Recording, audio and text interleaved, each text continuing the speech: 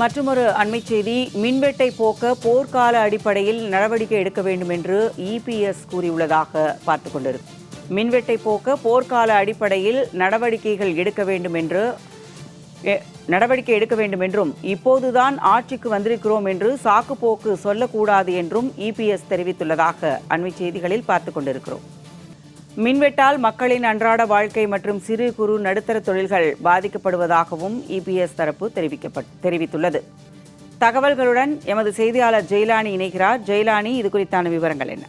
எடப்பாடி பழனிசாமி தரப்புல இருந்து தற்போது ஒரு அறிக்கை என்பதை வெளியிடப்பட்டிருக்கிறது. குறிப்பாக அறிவிக்கப்படாத மின்வெட்டு காரணமாக அவதியுறும் தமிழக மக்கள் போர்க்கால அடிப்படையில நடவடிக்கை எடுக்க வேண்டும் என்பதாக வலியுறுத்தல் என்பது கொடுத்திருக்கிறார். குறிப்பாக கோடை காலம் வந்தாலே தமிழகத்தில் மின் தேவை அதிகரிக்கும் என்பது அனைவரும் அறிந்ததே. பகல் நேரங்களில் வீட்டு மின் உபயோகம் அதிகரிக்கும், அதே நேரம் தொழிற்சாலைகள் மின் உபயோகத்திற்காக கூடுதலாக இந்த மின் கட்டணம் என்பது தேவை என்பது அதிகரிக்கும். புதிதாக ஆட்சிக்கு வந்துள்ளீர்கள் உள்ளிட்ட காரணங்களை சுட்டிக்காட்ட முடியாது என்பதாக அவர் அறிக்கையில சுட்டிக்காட்டியிருக்கிறார்.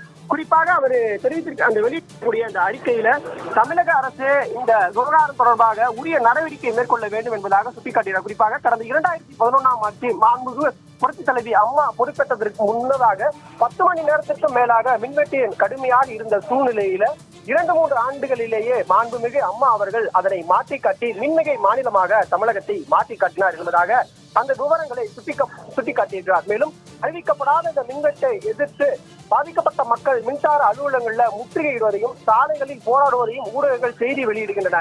சென்னை புறநகர் பகுதிகளில் இரவு பல்வேறு மின்வெட்டுகள் ஏற்படுவதாகவும், குறிப்பாக சென்னை தண்டையார்பேட்டை 2வது நாளாக இரவு நேரங்களில் மின்சாரம் இல்லாத நிலையில் மக்கள் பாதிக்கப்படுவதாகவும் குற்றந்தார். எனவே இந்த அரசு அறிவிக்கப்படாத மின்வெட்டால் மக்கள் அன்றாட வாழ்க்கை மட்டுமல்லாது சிறு குறு மற்றும் நடுத்தர தொழிற்சாலைகளும் பாதிக்கப்பட்டுள்ளன.